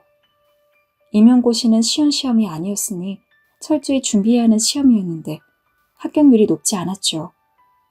아마 그 몇 년의 시기가 제 인생에서 제일 많이 방황하고 힘들었던 시기 같아요. 처음으로 불확실한 미래를 맞았기 때문이죠. 그리고 그때 운명처럼 첫사랑을 만나게 되었어요. 제 첫사랑은 친한 언니의 친구였어요. 같은 대학교 학생은 아니었는데 첫 만남에서 반해서 제가 자주 연락하고 쫓아다니던 오빠였습니다. 차분하면서도 말수가 많았고 다양한 분야에 관심이 많은 사람이었는데 그래서인지 같이 있으면 여러 방면으로 대화도 할 수 있고 재밌고 좋았어요. 알게 되는 것도 많았고요. 그리고 다른 남자들과는 다르게 일부러 여자에게 잘 보이려고 하는 부분이 없어서 외려 더 멋있기도 했어요. 저는 그 오빠를 정말로 좋아했어요. 단둘이 여행을 가본 건 이 오빠가 처음이었는데 지난 날을 다 돌이켜봐도 그 오빠랑 만났을 때가 그나마 제일 낭만적이었던 것 같아요. 제가 임용고시를 앞두고 불안에 떨 때에도 저를 잡아준 것도 그 사람이었어요. 불안감 때문에 이유 없이 바보처럼 울기만 할 때도 늘 곁에서 든든하게 저를 다잡아줬죠. 하지만 사랑이라고 착각했던 걸까요? 그때만 해도 그 사람이 없으면 못 살 것 같았는데 임용고시에 붙고 나니 거짓말처럼 더 이상 그 사람이 생각나지 않았어요. 그냥 합격을 축하해준다고 한 번 만난 게 마지막이었어요. 그러고는 이별이라고 할 것도 없이 그냥 원래 잘 몰랐던 사람처럼 다시는 만나지 않게 되었어요. 지금 생각해보면 제가 참 나빴다는 생각이 들지만 그래도 그때 제 마음은 한치의 거짓도 없는 진심이었어요. 다만 어린 시절에 엄마로부터 버려지고 자라면서 제 감정을 억누르고 살아가는데 익숙해지다 보니 타인의 감정을 살피는 것도 무감해져 버린 것 같아요.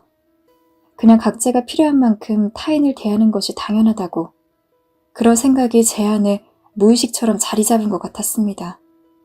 초등학교 교사로 임용이 되고 난 후에는 한동안 정말 세상이 내 것만 같았어요. 외삼촌 내외분들도 진심으로 저를 축하해 주셨습니다. 저도 그간의 노력이 모두 보상받는 것 같은 기분이 들었고, 이제 과거는 깔끔하게 잊고 새롭게 살아가려고 다짐했어요. 제 주변 어른분들은 교사가 되었으니 이제 제가 좋은 곳으로 시집을 가면 된다고 말씀하시곤 했어요. 하지만 저는 딱히 결혼에는 큰 관심이 없었어요. 어렸을 적 버려지고 힘들게 컸던 기억이 너무 컸기 때문에 제 자신이 모든 것을 수월해가 해낼 수 있을 만큼 여유가 있지 않으면 결혼을 하고 아이를 낳는 자체가 무책임한 일이라고 생각했기 때문이에요.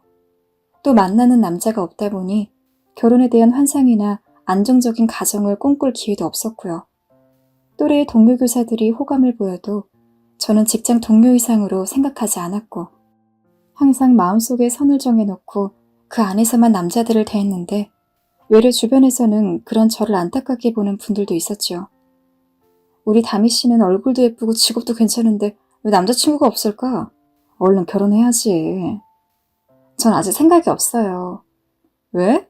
학교 선생 둘이 결혼해 살면 그런 대로 넉넉하게 살 수도 있어. 저번에 체육 선생님이랑 얘기해보니까 다미 씨 은근히 마음에 들어하는 것 같은데 만나볼 생각 없어? 아니에요. 괜찮습니다. 애써주지 않으셔도 돼요. 오죽하면 동료 옆반 선생님이 제 처지가 정말 안타까우셨는지 노총각 체육 선생님을 만나보라며 꼬드기기까지 했지만 솔직히 앞으로의 인생이 어떻게 될지도 모르는데 비슷한 수준끼리 간신히 살아가는 삶에는 흥미가 없었습니다.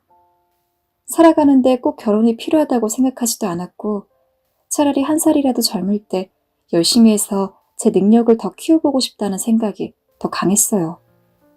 여자 직장으로서는 안정적이다 보니 주변에선 가끔 능력도 괜찮고 집안도 괜찮은 사람 소개가 들어오기도 했어요. 그런데 또 제 쪽에서 괜찮다는 생각이 들면 상대방이 마음에 안 들어해서 번번이 무산되기만 했어요. 그래서 그냥 나는 혼자 살 팔자인가 보다. 그런 대로 살아야지 뭐. 이렇게 덤덤하게 생각하고 있던 찰나였습니다. 그러던 중 제가 살던 원룸 주인 아주머니로부터 소개팅 제안이 들어왔어요. 나름 지역에서 돈 좀 있다 하는 부잣집인데 아버지 되는 사람이 며느리는 꼭 초등학교 선생님을 원한다고 하셨어요. 돈이 부족하지 않을 만큼 있는데 집안에 많이 배운 사람이 없어서 이왕이면 선생이었으면 하고 초등학교 선생님은 늦게까지 일을 하지 않으니 며느리감으로 손색이 없다고 말하고 다녔다나 봐요. 아버지라는 사람의 생각이 좀 마음에 들지 않아서 처음에는 거절을 했는데 주인 아주머니께서 몇 번이나 권유하는 바람에 그냥 만나나 볼까 하고 가벼운 마음으로 소개팅에 나갔습니다. 남자를 만나보니 첫인상은 썩 나쁘지 않았어요. 사람이 좀 어리숙해 보이는 게 흠이긴 했지만 솔직한 모습이 좋게 느껴졌어요. 첫 만난 자리임에도 자기 집안 이야기를 숨김없이 꺼내더라고요. 위로 형이 하나 있는데 놀기만 좋아해서 아버지가 복권방을 차려주고 자기는 아버지 사업을 물려받을 준비를 하고 있다고 했는데 이야기를 듣고 가만히 생각해보니 굳이 결혼을 할 거라면 이만한 자리가 없겠다는 생각이 들었어요. 부모님들도 교사 며느리를 얻겠다고 목이 빠져라 고대하고 있고 이 남자도 저를 꽤 마음에 들어하는 눈치고 위로 형이라고 있는 사람은 집안에서 반쯤 손을 놓은 것 같았으니까요. 어쨌든 조건을 보고 만나는 자리이니 그 이후로 몇 번 더 만나보면서 생각하자고 다짐했고 저는 신중한 마음으로 이 사람을 만나기 시작했어요.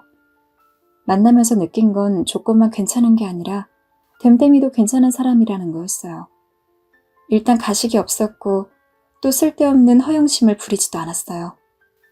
무엇보다 저를 우선순위로 대해주는 부분이 좋았어요. 거기다 배려까지 많은 사람이었으니 시간이 가면 갈수록 저는 이 남자라는 확신을 가지게 되었어요. 그리 길지 않은 연애 기간 후에 저희는 본격적으로 결혼 준비를 했습니다.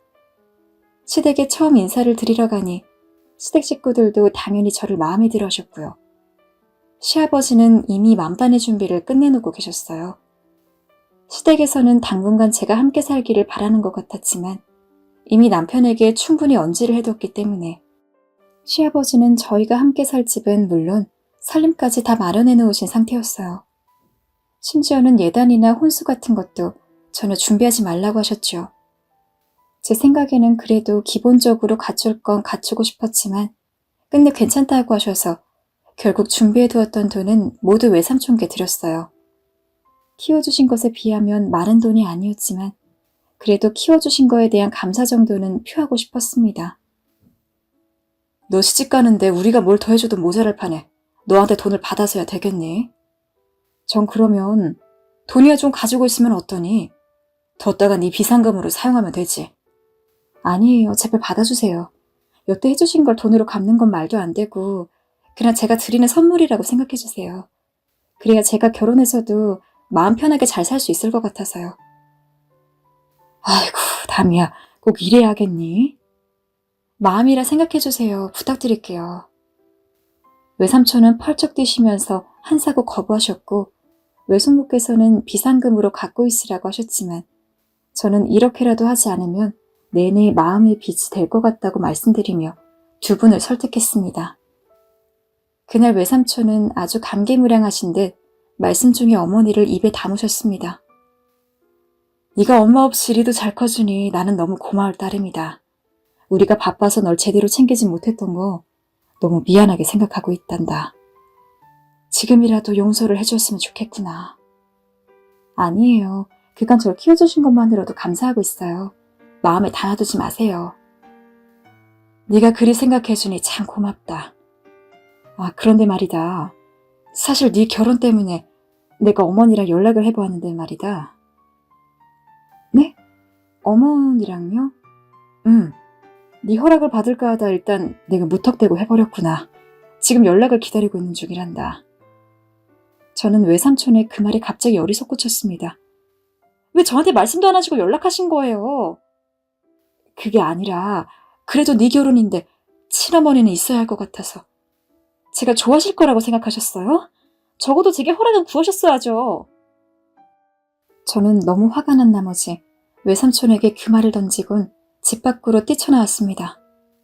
왜 그리 화가 났는지 모르겠지만 당시 마음이 도통 제어가 되질 않았습니다.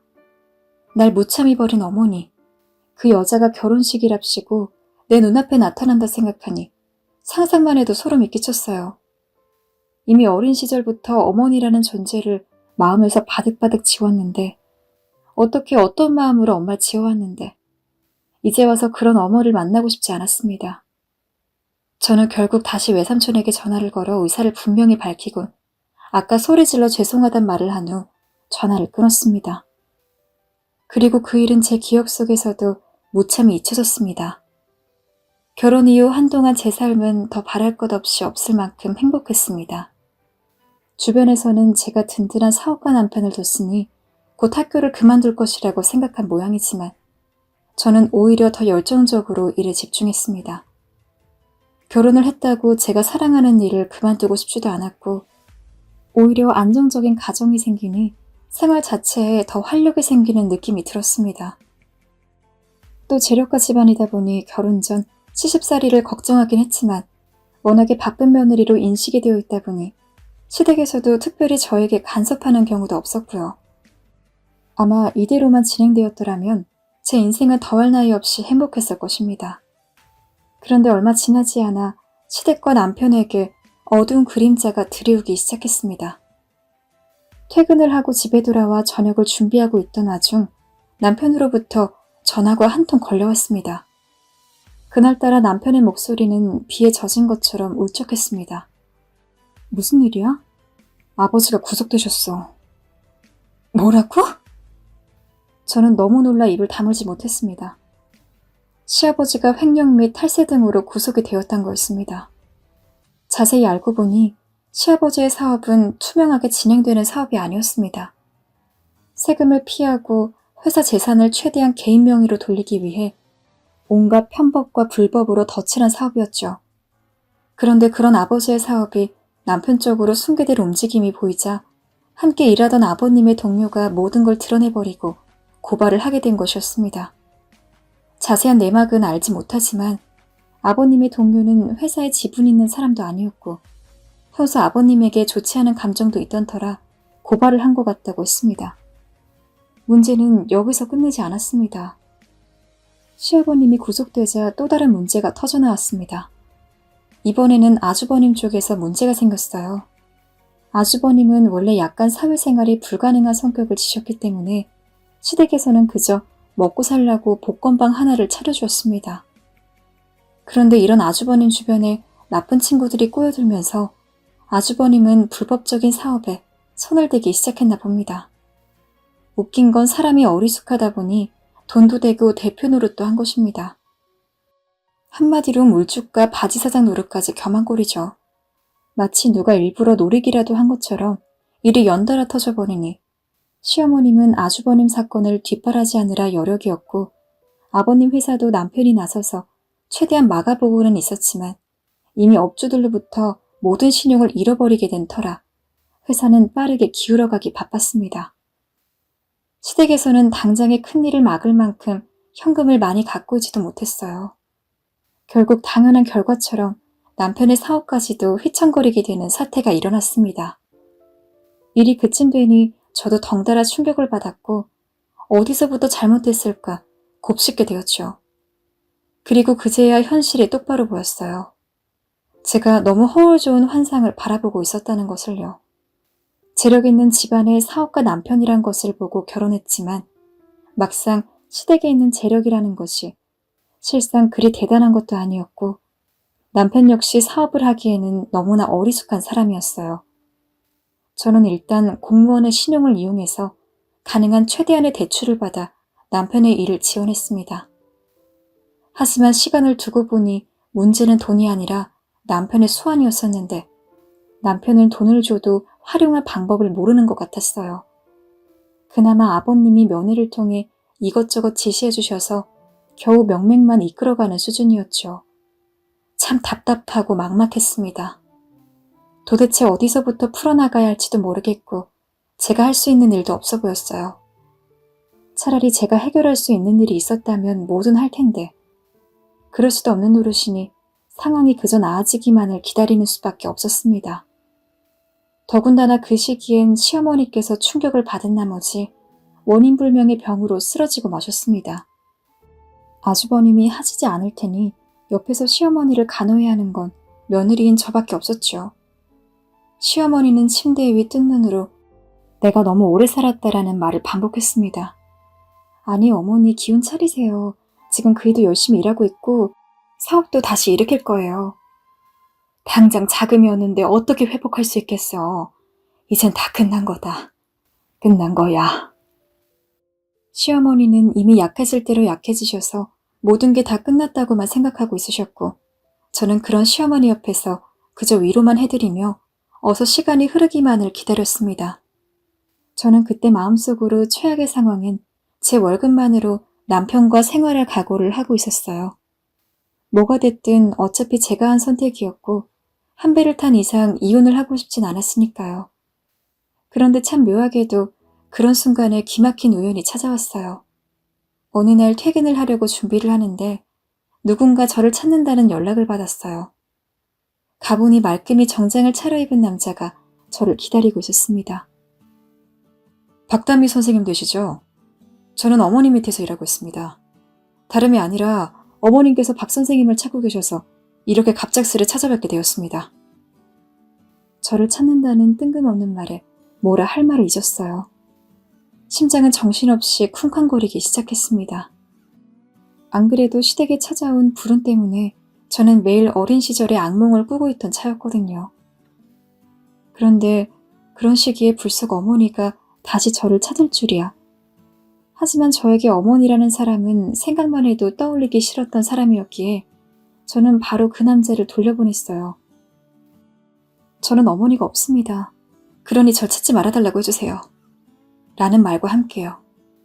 그 남자가 가고 난 후 물을 먹으며 진정하려 했지만 마음은 쉽사리 진정되지 않았습니다. 그런데 그렇게 그 사람을 돌려보내고 다음날 이번에는 한 여자가 저를 직접 찾아왔습니다. 세월이 지나도 저는 그 여자를 알아볼 수 있었죠. 그분은 바로 제 어머니였습니다. 엄마 기억하겠니? 어저께 외삼촌 만나보고 오는 길이야. 아이고 세상에. 이제 길에서 만나면 못 알아보겠구나. 거의 25년 만에 만난 어머니는 한동안 제 앞에서 우물쭈물 하시더니 제 어깨를 끊어 안으려고 하셨어요. 허니 저는 매몰차게 한 걸음 물러섰습니다. 담이야, 네게 꼭 할 말이 있어서 왔단다. 제발 말 좀 들어다오. 일단 카페로 가요. 어머니는 간곡하게 제게 부탁하셨고 저는 주변 사람 눈도 있고 해서 결국 인근 카페로 발걸음을 옮겼죠. 저는 의자에 앉아 한동안 어머니를 무표정하게 쳐다봤습니다. 주름살도 별로 없이 팽팽한 얼굴엔 그 누구보다 잘 살아온 티가 역력했어요. 하고 있는 옷차림부터 모두 명품이었고요. 아마도 그 사이에 화장품 유통사업을 하면서 꽤 큰 돈을 버신 모양이었어요. 한눈에 봐도 카페 안 사람들에 비해 이질감이 들 만큼 부해 보이는 모습에 저는 더 배신감이 들었습니다. 이렇게 잘 살고 있으면서도 내가 가장 힘든 시기에 날 찾지 않고 너무나 잘 살고 있었단 사실이 원망스러워졌지요.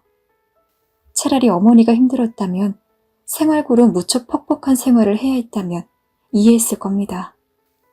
사정이 있었으니 못 온 거라고.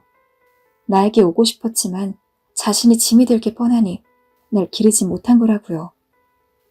하지만 어머니는 아니었죠. 그간 바쁘다는 핑계로 절 보지 않고 있다가 이제야 여유가 되고 딸도 한번 보고 싶으니 찾아온 거였습니다. 이쯤 되니 어머니에 대해 품고 있던 조그마한 기대마저 바람에 흩날리는 눈송이처럼 사라졌습니다. 어렸을 땐 어머니에게 무슨 사정이 있길 바랬습니다. 그리고 그걸 무척 맹신하고 있었습니다. 시장에서 나무를 팔며 근근히 생활하고 고시원에서 먹고 자며 사진 속으로 날 쳐다보고 있는 어머니를 상상하곤 했어요. 하지만 현실은 가혹했고 진실은 너무도 마음 쓰리게 했습니다. 저는 눈물이 날 뻔한 걸 겨우 참고 차가운 얼굴로 물었습니다. 왜 이제야 날 찾았냐고요. 그러자 어머니는 저에게 이런 말을 했습니다.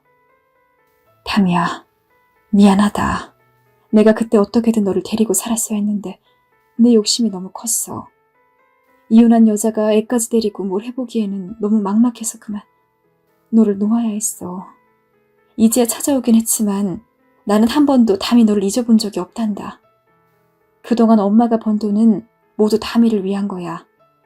너만 생각이 있으면 네가 내 사업을 물려받아도 좋고. 날 잊어본 적이 없다고요. 그래 담이야. 엄마 매일 네 사진을 품에 안고 잤어. 가고 싶었지만 갈 수가 없어서. 속에서 구역질이 올라올 것 같았습니다. 듣고 있기가 불편했습니다. 가고 싶지만 갈 수 없었다고. 사정이 있었다고. 어머니에게 그런 사정은 없었습니다. 그저 재혼한 남자가 저를 불편해할까봐 내팽겨친 것뿐이었죠. 눈꺼풀이 떨려오더니 이내 손과 발이 덜덜 떨려왔습니다. 저는 어머니의 눈을 최대한 똑바로 보려고 노력하며 힘겹게 말을 이었습니다. 엄마, 죄송한데 말씀을 더 듣고 있기가 힘드네요. 돈이요? 사업. 그게 왜 저를 위한 거예요? 잘 되셨으니 이렇게 오셔서 하시는 말씀이시지. 그거 다 엄마가 스스로를 위해 번 돈이잖아요. 저랑은 상관없는 것 같아요. 전 엄마 사업 물려받을 생각 없습니다. 엄마는 그 와중에도 무슨 말을 더 하려고 했지만 저는 딱 잘라 선을 그었습니다. 제가 어떻게 살았는지는 말씀 안 드릴게요. 결국 엄마는 본인 위주로 다 판단하고 결정하셨잖아요. 저는 안중에도 없었던 거고요. 제가 보고 싶었다면 어떻게든 찾아오셨겠죠. 건강하신 거 봤으니 됐어요. 저는 이만 가볼게요. 돌아서는 순간 끝내 눈물방울이 떨어지긴 했지만 저는 덤덤하게 발걸음을 옮겼습니다. 집으로 가는 길 내내 빙판길을 걸으며 방금 전 절 향해 눈물을 흘렸던 어머니의 모습과 어린 시절 엄마를 찾았던 제 모습이 겹쳐 스쳐 지나갔습니다. 외삼촌, 나 엄마 보고 싶어요. 안다 담이야. 다 알아. 그래도 참아야 해. 알겠지? 너무 보고 싶은데. 저는 엄마가 너무 그리웠습니다. 너무 보고 싶었어요. 친구들이 엄마 없는 애라고 놀릴 때 엄마를 원망하다가도 뒤돌아서면 엄마와 달고나를 만들어 먹는 아이들을 보며 애타게도 엄마를 찾았습니다. 엄마, 왜 날 버린 거예요? 저는 이 질문을 끝내 하지 못했습니다. 아마도 듣기가 무서웠던 거겠죠. 가장 궁금했고 가장 저를 괴롭혔던 질문이었지만 제 앞에 앉아 거짓 눈물을 흘리고 있는 엄마에겐 차마 물을 수가 없었습니다. 바람은 거세져 갔고 빙판길은 단단해져 갔습니다. 저는 살얼음 판을 아주 천천히 걸어 집에 도착했습니다. 도착하니 가장 먼저 눈에 띄는 건 술에 취해 잠든 남편의 모습이었습니다. 남편은 많이 힘들었는지 평상시 먹지 않던 소주를 3병이나 먹고 정신없이 잠들어 있었습니다. 벌개진 남편의 얼굴 위로 고단함, 피로함이 번갈아 스쳐 지나갔어요. 제가 손을 들어 남편의 얼굴을 쓰다듬자 남편이 개슴츠레 눈을 떴습니다. 왔어? 안주도 없이 마신 거야? 그렇게 됐네. 남편은 씁쓸한 웃음을 흘리며 대답을 하더니 습관처럼 미안하단 말을 하곤 다시 잠들었습니다. 남편은 뭐가 그리 미안한지 사업이 일이 되고 난 후엔 늘 잠꼬대처럼 제 얼굴만 보면 미안하단 말을 하곤 했습니다. 저는 그런 남편의 얼굴을 가엾게 바라보다 이불을 덮어주곤 방으로 들어왔습니다. 핸드폰을 확인하니 문자들이 여러 개 도착해 있었어요. 엄마를 만났냐는 외삼촌의 문자, 시어머니의 상태가 위독하다는 문자, 그리고 그 순간 저도 모르게 마음속에 결심이 하나 섰어요. 나에게 보상하시고 싶은 거라면 한 번만 눈을 딱 감자고요. 엄마를 이용하자고요. 그리고 저는 다음날 엄마가 알려준 회사로 전화를 해서 다시 엄마를 만났습니다. 엄마는 저의 갑작스러운 방문에 놀랐는지 절 보고도 놀란 얼굴을 숨기지 못했습니다. 무슨 일이니, 담이야? 엄마에게 부탁드릴 일이 있어서 왔어요. 부탁, 뭐든 해. 네가 뭘 말하든 다 들어줄게. 역시나 상황은 제가 원하는 대로 흘러갔습니다. 자금이 필요해요. 15억이요. 15억? 줄 순 있다만 왜 그리 큰 돈이 필요한 거니? 제 남편이 사업을 하는데 위급한 상황이에요. 집안 전체가 휘청이고 있고요. 돈이 필요해요. 저는 군더더기 없이 핵심만을 딱 간추려 말하려 했습니다. 엄마는 제 말에 잠시 고민하는 표정을 짓다가 고개를 끄덕였습니다. 신랑 사정이 그러면 내가 도와줘야지. 금방 정리해서 보내줄 테니 걱정 말고 기다려라. 저는 흔쾌히 제안을 받아들인 엄마의 얼굴을 보다 죄책감이라 감정이 슬그머니 올라오는 걸 느껴졌습니다. 죄책감 따위 느끼고 싶지 않았지만 그건 어쩔 수 없는 거더라고요. 엄마도 분명 내가 자기를 이용하고 있다는 걸 알 텐데 그걸 알면서도 자식의 부탁을 절여할 수 없어서 제게 돈을 주는 엄마의 얼굴을 똑바로 마주할 수가 없었어요. 고마워요. 그 말만 한 채 서둘러 집 밖으로 나왔죠. 엄마의 시선이 제 등 뒤에 가닿는 걸 느꼈지만 그럴수록 저는 걸음을 더 빨리 재촉했습니다. 그리고 저는 약속대로 얼마 뒤 사업 자금 15억을 지원받았습니다. 돌아 나오는 길에 저는 신랑에게 말했습니다. 자기야, 이거 마지막이야. 다시는 이런 기회 없어. 이걸로 해결 안 되면 그때는 자기 사업 이제 아무도 못 도와줘.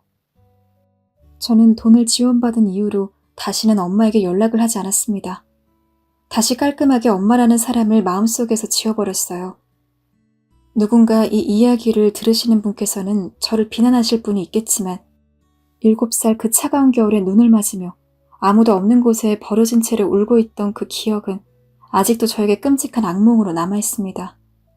그 때문에 아직도 가끔 학교에서 저학년 아이들만 보면 아직도 심장이 두근거리고 가슴이 찢어질 것 같은 슬픔을 느끼곤 합니다.